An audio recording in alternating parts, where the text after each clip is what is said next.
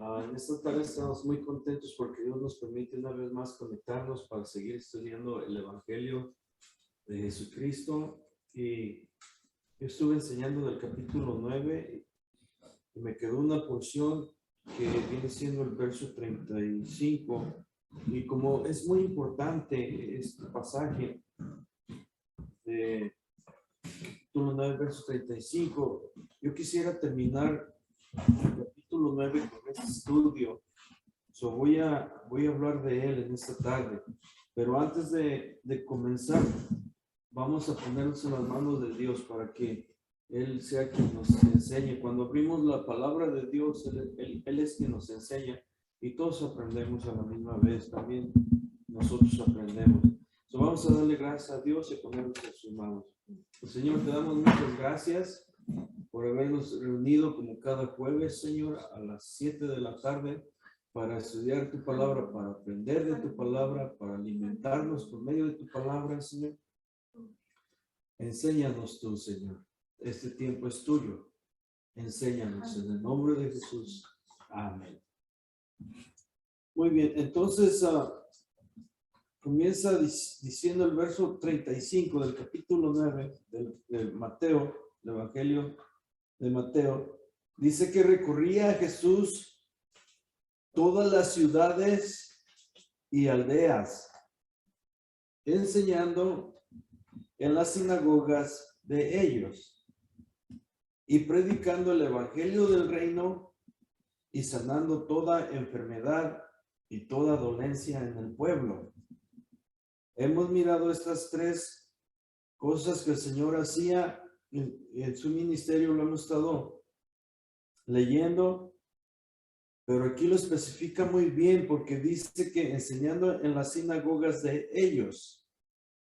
Ahí se reunía en la sinagoga los maestros para enseñar la Torá, enseñar la ley.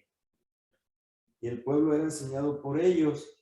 La sinagoga, cuando ellos fueron llevados cautivos a Babilonia, hermanos, ya no tuvieron templo, porque el templo que edificó Salomón fue destruido por los babilonios. Nabucodonosor II, que fue el rey de Babilonia, llegó con su ejército, sitió la ciudad y la quemó y destruyó el templo y se llevó las cosas sagradas que se usaban en el templo para Babilonia.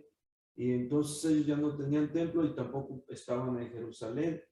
Comenzaron a reunirse y ahí comienza la sinagoga. Pero el Señor Jesucristo enseñaba en la sinagoga, porque después cuando regresaron ellos de la deportación, hermanos, el templo fue reconstruido. Y sí tuvieron templo, pero ya se llevó esa costumbre también, juntamente con el templo, de enseñar en la sinagoga. Era un lugar donde se reunían para estudiar la Torá, la ley. Y el Señor enseñaba en esa sinagoga también de ellos. Y también predicaba el Evangelio del Reino. Bueno, el Evangelio del Reino es la vida, la obra, la muerte y la resurrección del Señor Jesucristo. El rey estaba enseñando que él iba a comprar un reino para sus enemigos. Con su muerte iba a comprar ese reino. Y todo aquel que aceptara el Evangelio, o sea, su sacrificio en la cruz, su obra redentora, iba a pertenecer a este reino, el Evangelio del reino. Pero no nada más predicaba el Evangelio del reino, sino que también sanaba toda dolencia y toda enfermedad en el pueblo.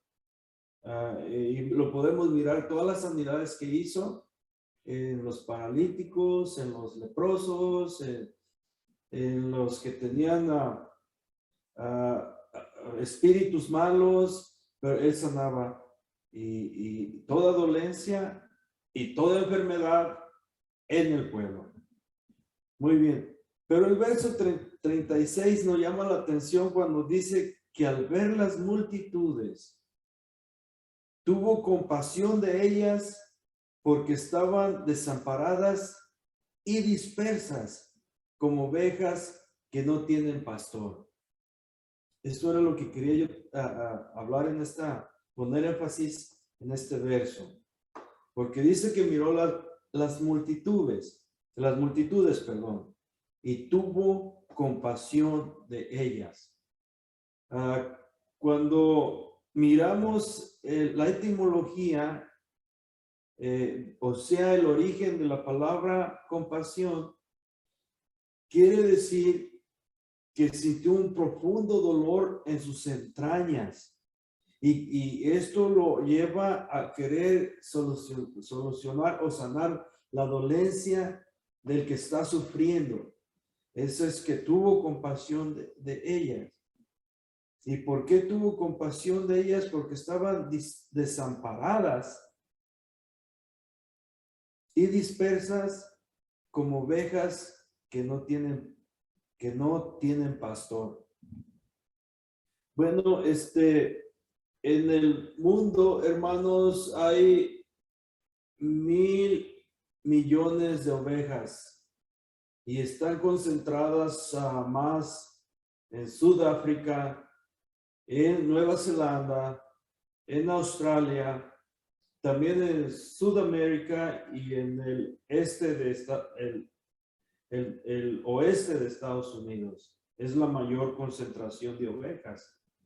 Pues si hay tanta ovejas, se necesitan que haya también pastores. Pero estamos hablando de las ovejas literalmente, porque dice que estaban dispersas como ovejas que no tienen pastor. Ahora, ¿cuántas personas sabemos en el mundo? Somos como 8 billones. Y hay pocos que han sido alcanzados por el poder del evangelio.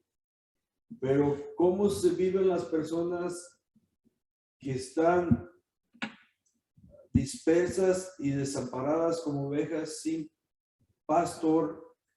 Es muy triste vivir sin un pastor. Estamos hablando del buen pastor. Estamos hablando de vivir sin Cristo. Así viven las personas que como ovejas sin pastor, desamparadas. O sea que no tienen protección. Están sin cuidado. Eso estar desamparadas. No tienen amparo, no tienen una protección. Y están también dispersas. Una característica de las ovejas es que no pueden estar solas. Porque se pierden y son muy vulnerables a ataques de las fieras, de los lobos. Y ellas son muy temerosas. Y así es la vida de las personas sin Cristo. Usted mira una oveja, o una ovejita, una borreguita, un borreguito, y lo mira y dice, oh, se mira muy gorda esta borreguita, está gorda, está fuerte. Pero no, es la lana que la hace mirar de esa manera. Pero cuando se esquila o se le quita la lana, mira usted así pequeñito su cuerpo. Y es que así el hombre también aparenta una fuerza y como que no necesita de nadie y no necesita de Dios, pero en nuestro interior somos muy débiles. Estamos expuestos a muchas ataques del enemigo, tentaciones del enemigo, y por eso el Señor nos compara con las ovejas. Ellas no tienen un líder y no siguen a un líder. Por ejemplo, puede haber un rebaño de 1,000 ovejas, pero entre ese rebaño de 1,000 ovejas no hay un líder. Ellas siguen a la primera que se mueve y se va para un lado, todas las siguen. Pero si otra se mueve para otro lado, todas las siguen porque no tienen un líder. La oveja fue el primer animal que se domesticó por el hombre, que fue domesticada por el hombre. Y desde entonces ha dependido del hombre. Entonces podemos mirar aquí que dice, al ver las multitudes, tuvo compasión de ellas porque estaban desamparadas y dispersas como ovejas que no tienen pastor. Así es el ser humano sin Cristo. Necesitamos al buen pastor. Fíjense, San Juan 10:11, el mismo Señor Jesucristo dice, yo soy el buen pastor y el buen pastor su vida da por las ovejas. Y es lo que él hizo por nosotros. Pero también el Salmo 23, Jehová es mi pastor, nada me faltará. Y comienza a recitar el salmista el Salmo 23 y termina diciendo, ciertamente el bien y la misericordia me guiarán todos los días de mi vida. Y en la casa del Señor moraré por largos días. Entonces necesitamos del buen pastor. Dice, entonces dijo a sus discípulos, a la verdad, la mies es mucha, mas los obreros pocos. Rogad pues al Señor de la mies que envíe obreros a su mies. Aquí hace otra comparación. Ahora nos compara con un campo que ya está maduro. Y dice que la cosecha o la mies es mucha, más los obreros pocos. Se necesitan muchas manos para cosechar esta cosecha que ya está lista. Y son pocos, porque la mies es mucha. Y hacen falta manos para cosechar esta mies, o sea, la cosecha que ya está lista. Y el 38 dice, rogad pues al Señor de la mies que envíe obreros a su mies. Ok, entonces, ¿quién es el Señor de este campo? Es Dios mismo, porque dice, rogad pues al Señor de la mies. Nos está diciendo que de Él es este campo, que envíe obreros a su mies. Ok, aquí quiero explicar algo. Por lo que nosotros hemos conocido al Señor Jesucristo o hemos venido a ser parte de la iglesia, es porque alguien tomó el tiempo y nos habló del Evangelio. Y el Señor Jesucristo en este pasaje que leímos nos dice que a la verdad la mies es mucha, o sea, la cosecha es grande, pero los obreros son pocos.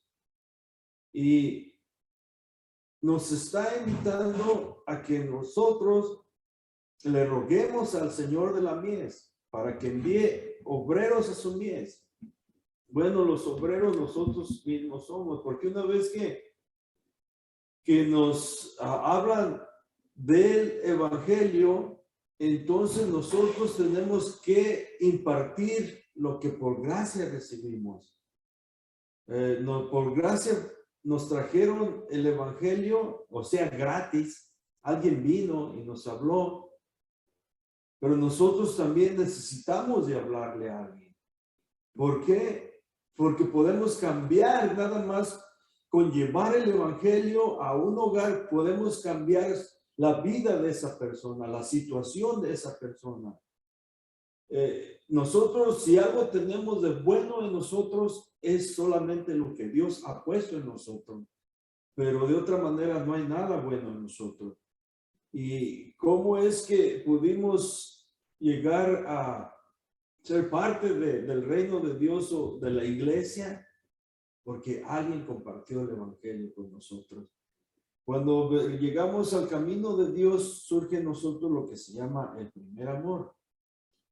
El primer amor es que andamos bien enamorados del Evangelio, bien enamorados de la iglesia, bien enamorados de todo lo que estamos aprendiendo y queremos hablarle a alguien, queremos compartir, porque andamos en nuestro primer amor. Bueno, el Señor dice que una cosa tengo contra ti, que has dejado tu primer amor. Solo tenemos nosotros que llevar el Evangelio a un hogar. Es lo que para eso Dios nos llamó, para compartir lo que por gracia hemos recibido, su palabra. Si no hay otro medio o otro otro método por el cual la persona sea salva. Solamente el evangelio. ¿Qué es el evangelio? Que la vida, la obra, la muerte y la resurrección del Señor Jesucristo. Es muy fácil. Llegamos nosotros a un hogar que nos abra las puertas y le decimos, Dios te ama. Dios vino a este mundo para morir por tus pecados. Dios tiene una vida eterna. Hay promesas para ti. Y le empezamos a hablar de la obra de Cristo. Y su vida, su muerte, su sepultura y su resurrección. Lo demás lo hace el poder de Dios. Lo demás lo hace el poder que tiene el Evangelio de convertir a las personas, de cambiarlas. Yo creo que muchos de los que estamos aquí, Dios siempre llega a tiempo. Y Dios siempre tiene ese día para cada uno de nosotros. Pero muchos de los que estamos aquí, si no hayamos aceptado el Evangelio, ¿quién sabe qué sería de nosotros? Ya estuviéramos sin familia, enfermos, todos con vicios de alcoholismo, de drogadicción, porque era lo que vivíamos antes de venir al camino, a la iglesia. Pero el poder que hay en el Evangelio, aceptamos la invitación y transformó nuestras vidas. Somos nueva criatura. De modo de que si alguno ya está en Cristo, nueva criatura es, las cosas viejas pasaron y todo es hecho nuevo. Entonces, hay muchas personas, muchos conocidos que todavía necesitan que nosotros les llevemos el Evangelio, que hablemos con ellos de la palabra de Dios para que puedan ser transformados, regenerados, cambiados por la palabra de Dios. Y eso lo podemos hacer nosotros, usted y yo. Y se siente bien cuando una persona lo escucha a uno, le hace la invitación a la iglesia y esa persona empieza a escuchar los cantos, empieza a mirar la dinámica en la iglesia y Dios empieza a obrar. Esa es una satisfacción muy grande. No hay un interés personal, no hay algo que nosotros busquemos en las personas. Solamente queremos que vivan la vida que nosotros vivimos en Cristo, una vida diferente, una vida de depender de Cristo, de confiar en Cristo, de creerle a su palabra, creerle a Cristo. Y eso es lo que nos hace a nosotros nuevas criaturas, que dejamos la vida pasada y ahora vivimos una vida nueva. Pero la clave aquí está en compartir o lo que por gracia recibimos, por gracia también impartirlo con alguien más. Recuerdo cuando fuimos a México en una ocasión, mi hermana les decía, ustedes todo lo espiritualizan, todo. Y aquí está Chuyita, Dios te bendiga. Entonces, pero llevábamos el Evangelio cada que íbamos para México y cantábamos con la guitarra y allí en la esquina de la calle y las niñas cantando también. Y volvimos a ir el año al siguiente año volvimos a ir y estaba mi hermana ya no dijo todo lo espiritualiza, ya ahora iba con nosotros a la iglesia y después de un servicio dijo, yo quiero bautizarme. Y es que así es, siembra uno la semilla, pero Dios da el crecimiento, Dios toca el corazón, Dios transforma a las personas, Dios convierte a las personas. Uno siembra el grano, otro remueve la tierra, otro le pone abono, otro le pone agua, pero así es el proceso y Dios da el crecimiento. Lo que tenemos que hacer en este año, que 2022, hermanos, es evangelizar.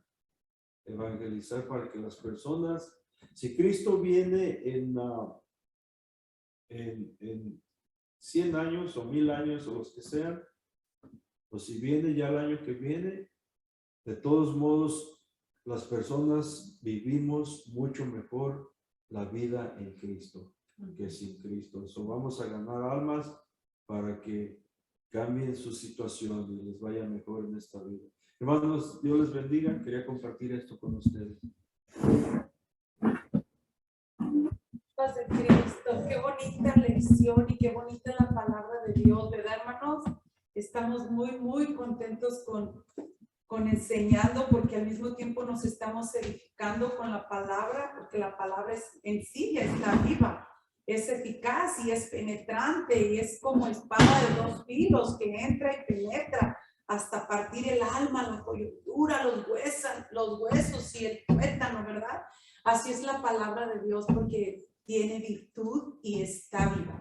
Bueno, pues a mí me toca la lección ahora y estamos ya en la lección número 11 y el título de esta lección le he titulado Misión y Comisión, y estoy también en el capítulo 10. La lección es la lección número 11, pero todavía estoy en el capítulo 10 y voy a otra vez a comenzar en el 1 porque este es el texto clave para esta lección. Mateo 10:1 dice, entonces, llamando a sus 12 discípulos, les dio autoridad sobre los espíritus inmundos para que los rechazasen, para que los echasen fuera y para sanar toda enfermedad y toda dolencia. Si se fijan aquí en el capítulo 10, ya les está llamando discípulos, ¿verdad? Pero más adelante, él ya estamos cuando es mencionado los apóstoles. Y aquí ellos, porque él primero los enseña, ¿verdad? Primero los está enseñando, son sus discípulos. Discípulo es aprendizaje. Ellos están recibiendo un aprendizaje de nuestro Señor Jesucristo. Entonces, después de ese aprendizaje que Él les da en el capítulo 5, 6, 7, y ya en el 8 Él baja, ¿verdad?, del monte, y después de ese aprendizaje, Él ya les da esta autoridad que nos está hablando del capítulo 10, que dice, entonces llamando a sus discípulos, a los 12, ¿verdad?, les dio autoridad sobre los espíritus inmundos para que los echasen fuera y para sanar toda dolencia y toda enfermedad. Bueno, pues la misión y la comisión que Jesús les está dando en este capítulo, la misión es la acción de enviar a alguien, ¿verdad? Primero los preparó, los estaba preparando, primero con enseñanzas y luego después con su vida misma, con lo que él hacía sanidades a las personas y él les envió y los comisionó y les dio esta misión que fuesen y sanasen a los enfermos, ¿verdad? Luego, toda misión implica una comisión. Hay un trabajo que realizar y personas que lo ejecutan. En los planes de Dios siempre había un lugar determinado para llevar el evangelio y personas determinadas para esa finalidad. Vamos a poner un ejemplo. Por ejemplo, tenemos los rescatistas, ¿verdad? Que ahorita los huracanes están, si ustedes están viendo noticias, pues las noticias están llegando cada rato a mi teléfono porque tengo el app de las noticias y me están llegando que están habiendo muchos huracanes, ¿verdad? Pues en esos destrozos que están haciendo estos huracanes, es necesario que manden rescatistas, ¿verdad? Para que rescaten a gente que se quedan atrapadas en sus casas, en las inundaciones, y para eso están estos rescatistas y les ponen una misión a ellos. La misión de estos rescatistas es ir a salvar a las personas que estén atrapadas. Esa es la misión de estos rescatistas. Luego tenemos los bomberos, ¿verdad? Los bomberos, a ellos también les comisionan una misión. Y esa misión es ir a salvar a personas que se encuentren en medio de incendios. Si ustedes se recuerdan, California ha sufrido de diferentes incendios, ¿verdad? Y en esos incendios hubo mucha gente que estuvieron evacuando. Bueno, pues en esas evacuaciones hubo bomberos que tenían esta misión. Y la misión era ir a rescatar a las personas antes de que pasara ese fuego por sus hogares. Bueno, pues de la misma manera, Dios también les da a sus apóstoles, los comisiona para que hicieran esa misión. Y luego les da esa misión, que fueran a reprender todo demonio, que fueran a sanar toda dolencia y toda enfermedad. Jesús les está dando a sus discípulos toda autoridad para sanar toda clase de enfermedad y dolencia. Les autorizó a hacer milagros en confirmación de la doctrina que Jesús traía. Si se fijan, esa comisión que les está dando fue una comisión hermosa, ¿verdad? Porque no solamente iban a ir a rescatarlos, ¿ok? También les está diciendo, si ellos están enfermos, sánenlos en ese momento. Si ellos están atormentados, porque en aquel tiempo muchas personas estaban atormentadas por demonios, y no solamente dice vayan y rescátenlos, dice vayan y echen fuera los demonios y luego rescátenlos, ¿verdad? Entonces, esa comisión tenían los apóstoles.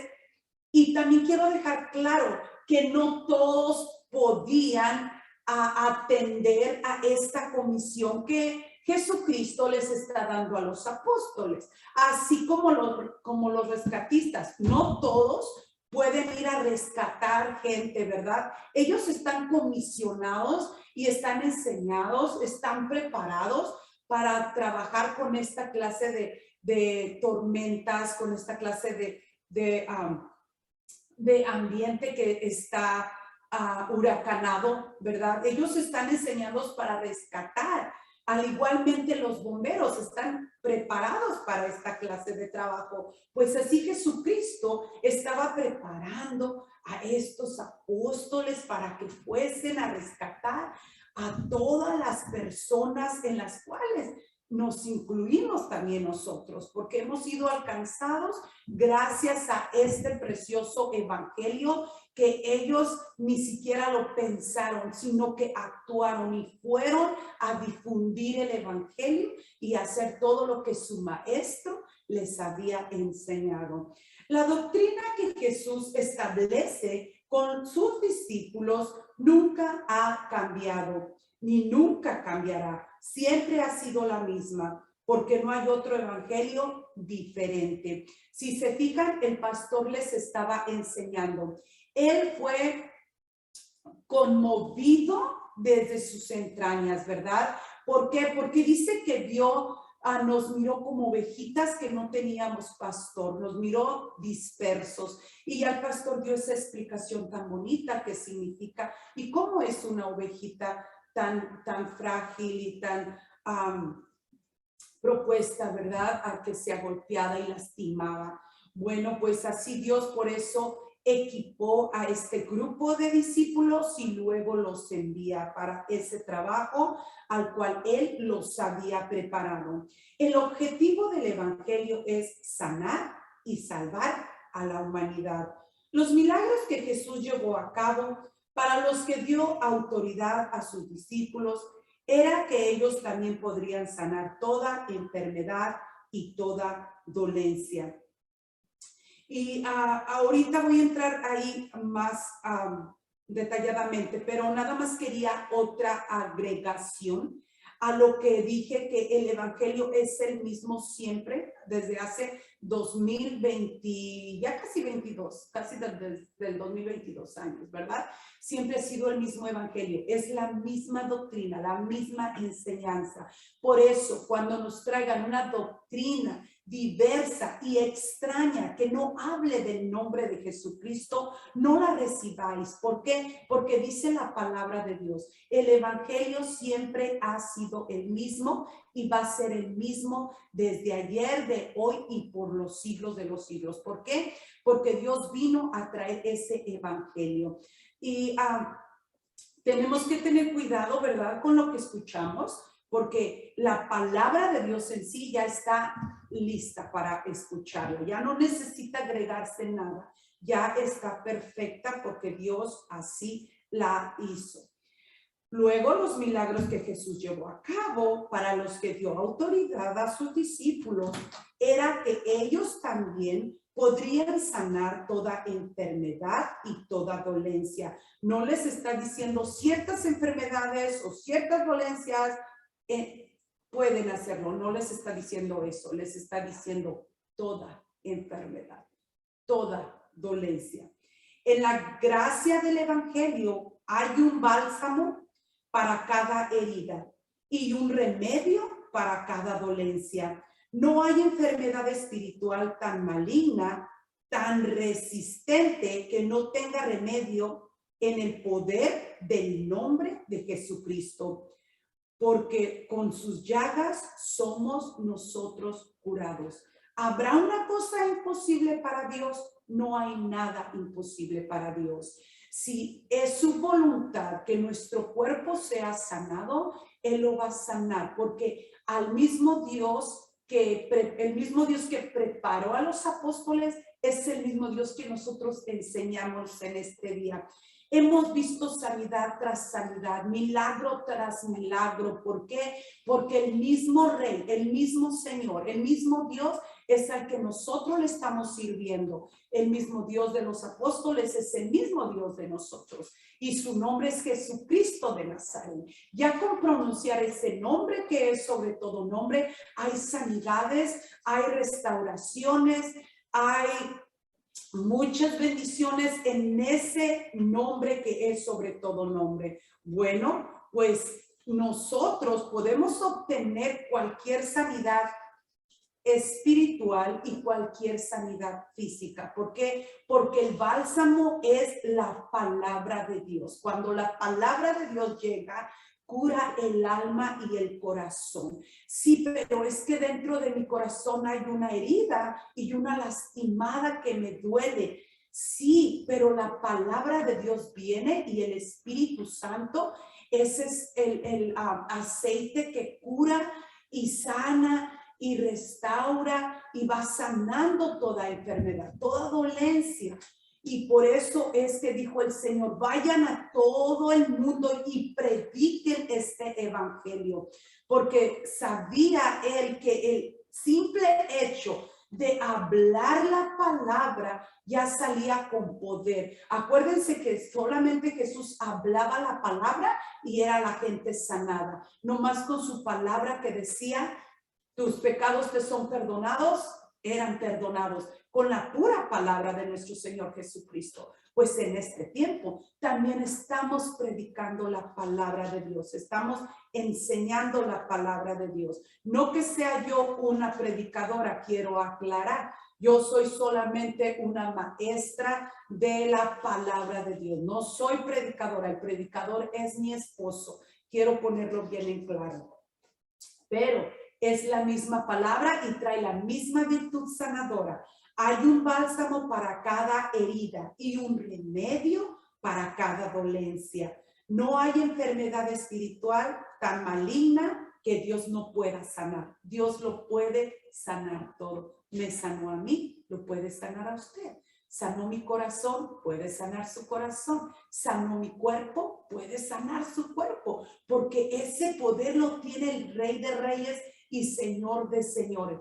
tan solo dice, si tuvieses fe como un granito de mostaza, tú le dirías a esa montaña que se mueva y esa montaña se iba a mover. Si en nuestro corazón fluye fe, esa fe mueve el corazón de Dios. ¿Qué es lo que mueve el corazón de Dios? Mi fe, su fe, la fe de la humanidad, la fe con la que yo recibo esta preciosa palabra. Y por eso yo soy sanada. Pero dice su palabra que por sus llagas fuimos nosotros curados. Y Isaías 53:5 dice, mas él herido fue por nuestras rebeliones, herido fue por mis pecados, por lo que yo hice malo. Y por eso él fue herido para que yo tuviese salvación. Molido por nuestros pecados.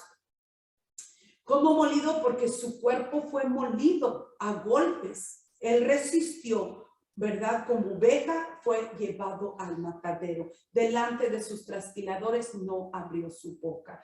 El castigo de nuestra paz fue sobre él. Y por sus llagas fuimos nosotros curados. Allí está hablando la palabra, por sus llagas.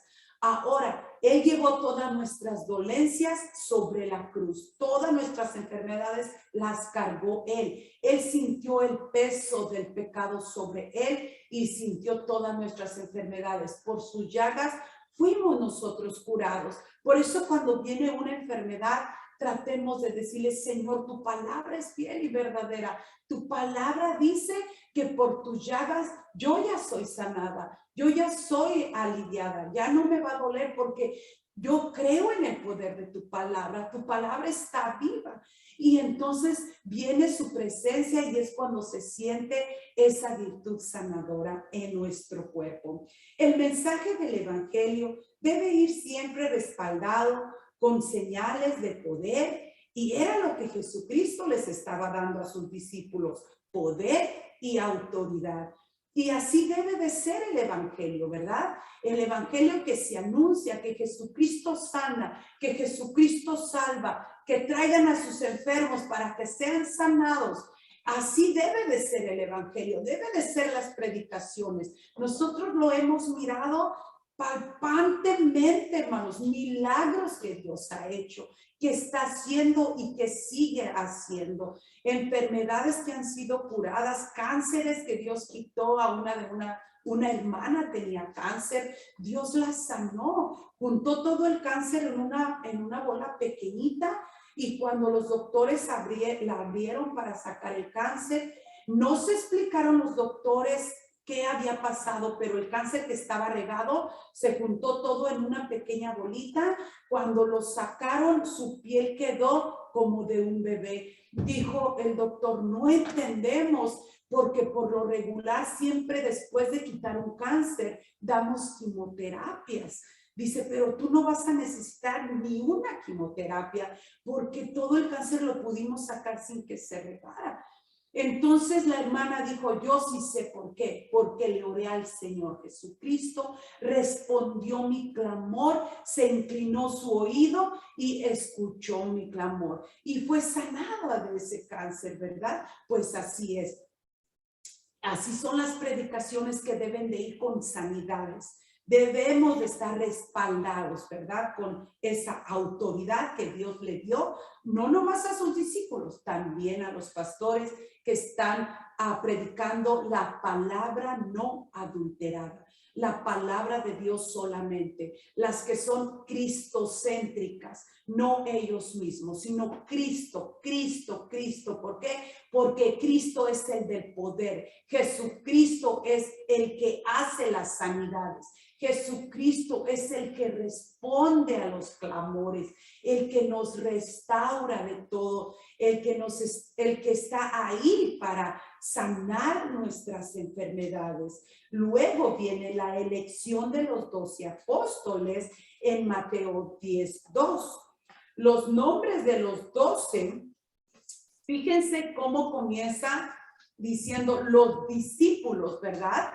Porque ellos estaban discipulados por Jesucristo. pero ya ahora les está diciendo la elección de los apóstoles. Los discípulos estuvieron aprendiendo del maestro, bueno, pues ya se graduaron, ahora van a ser ya los apóstoles, que son los enviados de nuestro Señor Jesucristo. Y aquí en el Mateo 2:10 dice, los nombres de los 12 apóstoles son estos. Primero, Simón, llamado Pedro, y Andrés su hermano, Jacobo, hijo de Zebedeo, y Juan su hermano, Felipe, Bartolomé, Tomás, Mateo el publicano, Jacobo, hijo de Alfeo, Lebeo por sobrenombre Tadeo, Simón el cananista, y Judas Iscariote, el que también le entregó.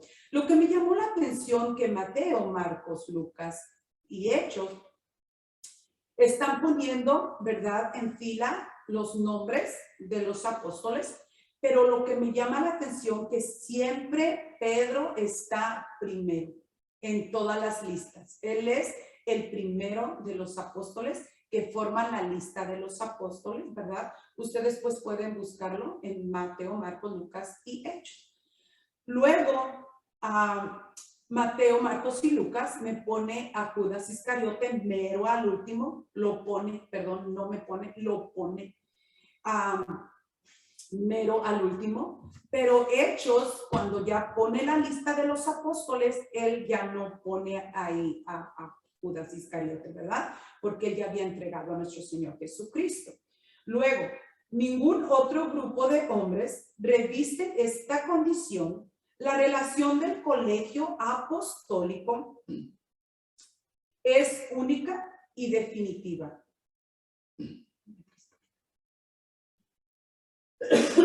Perdón. Tan solo se incorporaría otro apóstol en vez de Judas Iscariote.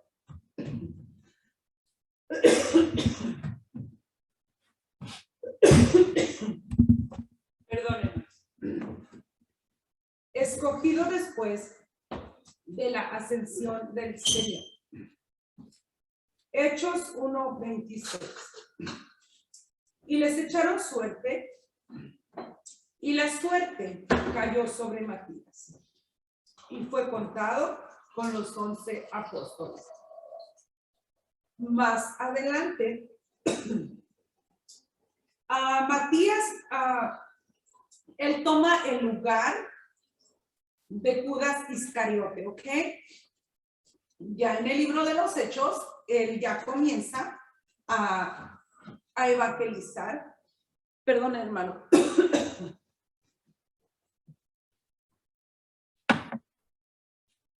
Gracias por su entenderme. Luego Matías, ya entra en el grupo de los 12 apóstoles en el libro de Hechos. Luego, más adelante, surge otro apóstol llamado directamente por Jesús para ser enviado a los gentiles, que somos nosotros. Nosotros somos los gentiles. Pues este apóstol, Dios le da el llamamiento, ¿verdad?, directamente de Jesucristo. Tuvo un encuentro. Dios le habla directamente, y este fue el apóstol Pablo, ¿verdad?, que tuvo el llamamiento directamente de Jesucristo para que viniese a llevar el evangelio a nosotros los gentiles. Luego, no todos ahora han resultado muchos apóstoles, ¿verdad?, pero un apóstol tiene que tener un llamado, así como lo tuvo el apóstol Pablo. Él tuvo un llamado directamente. Dice que una luz lo cegó, iba en su, él iba de camino a Damasco, y esa luz lo cegó, ¿verdad? Y allí es cuando Dios le dice, ¿verdad?, le da el llamado, que por qué lo está persiguiendo, y ya él no sabía que era Jesús a quien él perseguía. Y ahí Dios le da el llamado directamente. Bueno, pues 1 Corintios 1:1, Pablo, llamado a ser apóstol de Jesucristo por la voluntad de Dios, y el hermano Sóstenes. Aquí les está diciendo por la voluntad de Dios. Él fue llamado apóstol y se cuenta también apóstol, ¿ok? Ahora voy a dar un poquito de historia de cada uno de los apóstoles. Simón, llamado Pedro. La primera pareja la componen Pedro y su hermano Andrés, cuyo llamamiento como discípulo es directamente por Jesús. Ellos fueron llamados cuando estaban pescando, si nos recordamos, ¿verdad? De la lección de la semana pasada. Fue Jesús mismo que dio a Simón su nuevo nombre, Cefas, que significa roca en arameo y se traduce al griego como Pedro. Pedro era de Betsaida y era un hombre impulsivo. Con frecuencia actuaba y pensaba después. ¿Okay? Muchas personas a veces actúan primero y después piensan, ¿verdad? Pues así estaba Pedro. Cuando Jesús lo invitó a seguirle, estuvo dispuesto inmediatamente. Cuando Jesús caminó sobre las aguas, Pedro saltó desde la barca y fue caminando hacia él. ¿Se acuerdan ese evento tan bonito que fue, verdad? Que venía Jesucristo caminando por el mar y él estaba en la barca y ellos se asustan y le dicen, no tengan temor, yo soy. Y le dice Pedro, si eres tú, permíteme ir a ti. Y le dice, pues vente, ¿verdad? Luego Pedro quita la mirada de él y cuando se comienza a hundir. Bueno, también fue él el que negó a Jesús en el libro de Hechos. ¿Se acuerdan? Cuando Jesús le dice que lo iba a negar, que él le dice, hasta la muerte te seguiré, Señor. Y dice, ay, Pedro.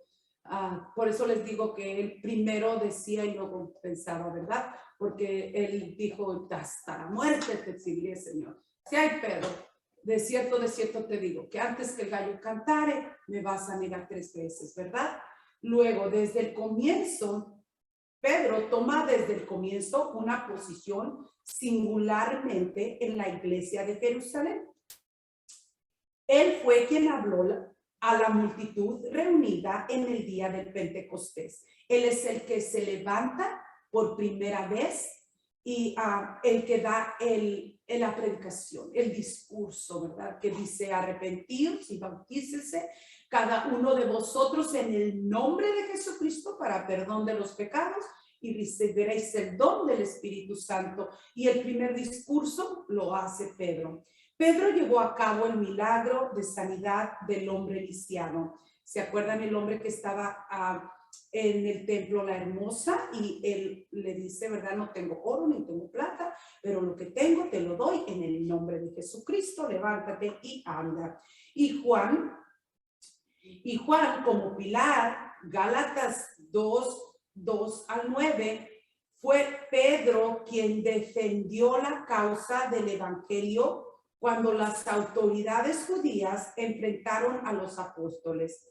Pedro fue el que aplicó la disciplina en el caso de Ananías y Zafira. ¿Se acuerdan esta parejita, verdad? Que todos eran de un mismo sentir, todos tenían el mismo común todas las cosas y traían cada uno sus propiedades, las vendían y no había necesidad en ese tiempo entre los hermanos porque todos tenían un mismo sentir. Pues esta parejita no hizo, ¿verdad?, conforme a lo que los apóstoles estaban acostumbrados a que los demás hicieran. Y ellos le mintieron a los apóstoles. Y ya le dijo Pedro, no nos estás mintiendo a nosotros, estás mintiendo al Espíritu Santo. Y ellos caen muertos al instante cuando él les dice esto. Fue el que reprendió a Simón el mago, que pretendía recibir por dinero el don del Espíritu Santo. Ese fue Pedro. Ahora vamos con Andrés. ¿Quién fue Andrés? Andrés fue hermano de Pedro. Está en la lista de Mateo, el número 2. La lista de los discípulos, según Mateo, coloca en segundo lugar a Andrés, hermano de Pedro. Su nombre significa varonil. Trabaja con su hermano en la pesca. Vivían en Capernaum. Fue discípulo de Juan el Bautista y estuvo presente cuando Juan presenta a Jesús como el Cordero de Dios. ¿Se acuerdan este evento tan especial que viene a Jesucristo, ¿verdad? Para ser bautizado. Y le dice Juan, pues que él debería de ser bautizado por él. Pero dice, no deja así, que todo conviene. Y él le da este recibimiento. He aquí el Cordero de Dios que quita el pecado del mundo. Y para esto está Juan 1:35, para que usted lo estudie en casita. Tenía una fe práctica en Jesús y lo demostró cuando encontró entre la multitud a un muchacho que tenía 5 panes de cebada y 2 peces, y lo comunicó a Jesús con ocasión de la alimentación de los 5,000. Luego Jacobo, número 3, Jacobo, este apóstol es el tercero en la lista, llevaba el nombre de uno de los patriarcas de Israel. Este era hijo de Zebedeo. Su madre era Salomé. Esta mujer es de las que fueron a la tumba en donde había puesto a Jesús. Mateo le dice que era la madre de los hijos de Zebedeo. Y este apóstol tiene el nombre, lleva el nombre de uno de los patriarcas, que es Jacob. Y él lleva este nombre con él. Luego tenemos 4, Juan, hermano de Jacobo. Según el relato de Lucas, fue uno de los 2 discípulos enviados por Jesús para hacer los preparativos necesarios para la última cena de nuestro Señor Jesucristo. Y para eso usted encuentra la escritura en Lucas 22:8. Si bien no cabe duda que aquel que se califica como el discípulo a quien amaba Jesús era el autor del evangelio, esto es Juan, primera, segunda y tercera de Juan. Y el libro de Apocalipsis, ¿verdad, pastor?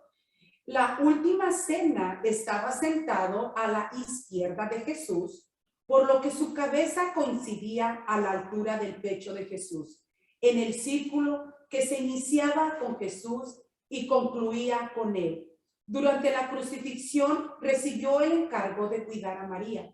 Fue también quien corrió con Pedro a la tumba cuando recibieron la noticia de la resurrección de Jesucristo.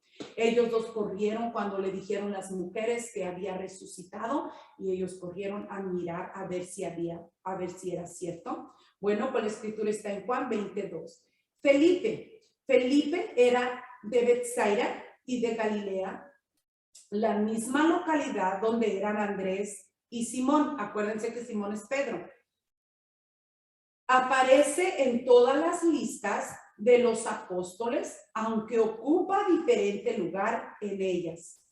Acuérdense que les di la lista de los apóstoles, que está Mateo, Marcos, Lucas y Hechos, pero ocupa diferente lugar él. Aunque ocupa diferente lugar en ellas, según el escritor, Felipe fue el que le dice a Jesús que le mostrara al Padre, ¿verdad? Si se acuerdan de esta escritura, está en Juan, si ustedes después la quieren mirar, 14:8, donde pues estaba hablando, ¿verdad? Jesucristo del Padre y del Padre y del Padre. Y yo creo que dijo, ya Felipe, ay, ya Señor, pues tanto hablas del Padre, que muéstranos al Padre, ¿verdad? Pues estás hablando. Y ya dice a Felipe, ay Señor, pues muéstranos al Padre. Y dice, ay Felipe, tanto tiempo que estoy con vosotros y no me habéis conocido. El que me ha visto a mí, ha visto al Padre.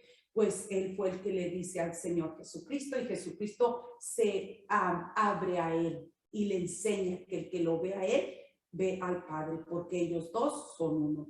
Luego Bartolomé. Bartolomé significa hijo de Ptolomeo. Más que un nombre propio, se trata de un apellido. Seguramente Bartolomé no es otro que Natanael. De ser así, es apropiado que Bartolomé vaya emparejando con Felipe, porque como acabamos de ver, fue este quien le presentó a Jesús en primer lugar.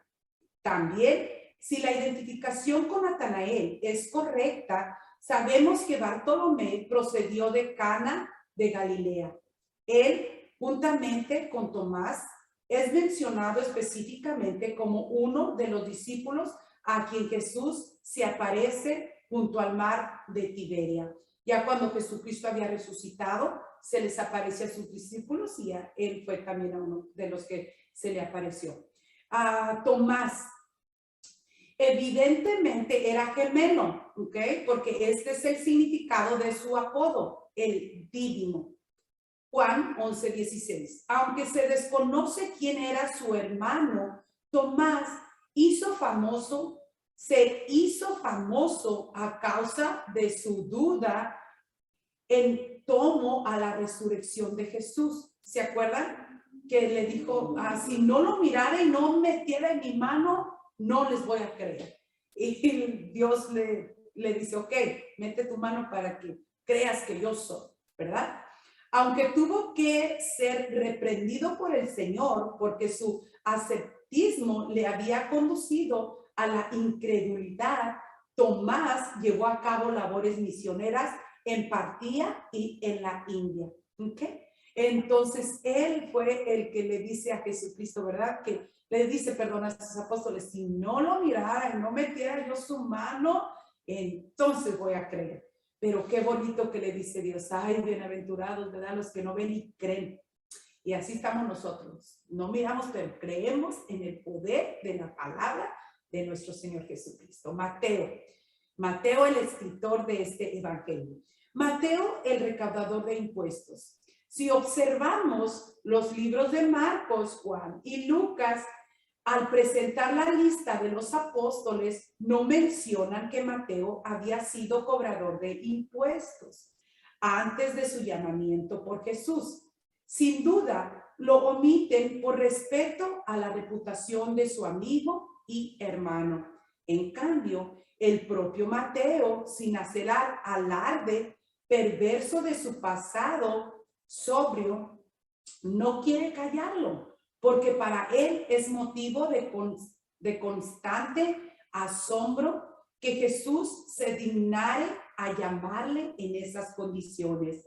Mateo fue el autor del Evangelio, remitiendo al lector a lo escrito anteriormente. Luego tenemos a Jacobo, el hijo de Alfeo. Ya mero terminamos. Sin duda, el nombre del Padre aparece aquí a fin de distinguir a este Jacobo de su tocayo más famoso, el hijo de Zebedeo. Marcos 15:14. Lo describe como Jacobo el menor, probablemente porque era más joven que él o más bajo en estatura. Siempre cuando una persona es más pequeña o más grande se dice, por ejemplo, nosotros teníamos otra Patty en la iglesia y estaba yo, ¿verdad? Mi niña estaba chiquita, pero yo era Patty la grande y la otra era Patty la chica, pero por la estatura. Pues a veces así pasa, ¿verdad? Se distinguen por la estatura o a veces por la edad. Este Jacobo, hijo de Alfeo, tenía un hermano José y su madre María.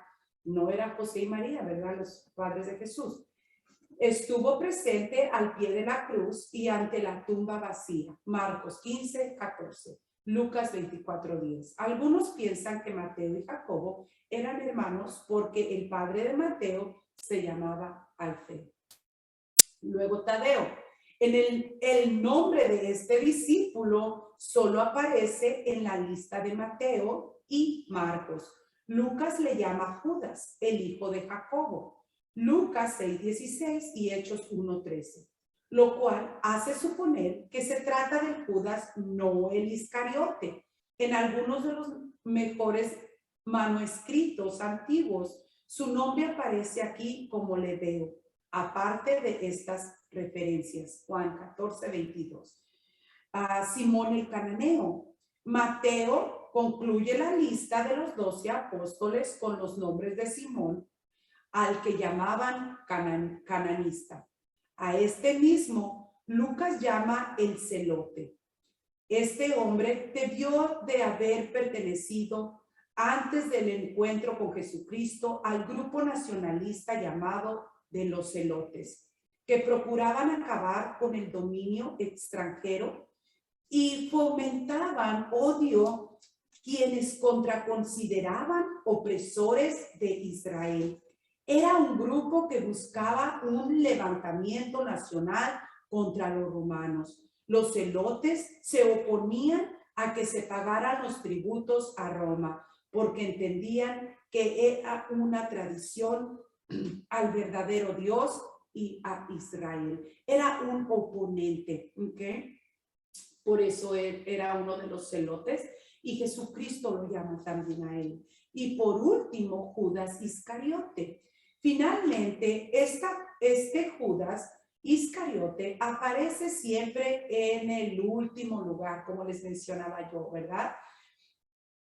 De los apóstoles, y siempre vinculado con alguna expresión que lo relaciona con la traición de haber entregado a Jesús. La identificación del lugar de donde procedía el sobrenombre Tadeo estaba situado a unos 19 kilómetros al sur de Hebrón.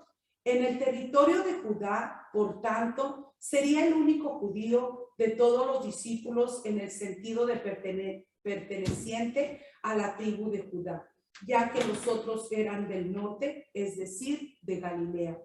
Lo que señala la grandeza de Jesús es que tomó a tales hombres y los unió en una comunidad sorprendentemente influyente que sería no solamente un vínculo digno con el pasado de Israel, sino también un sólido fundamento para el futuro de la iglesia.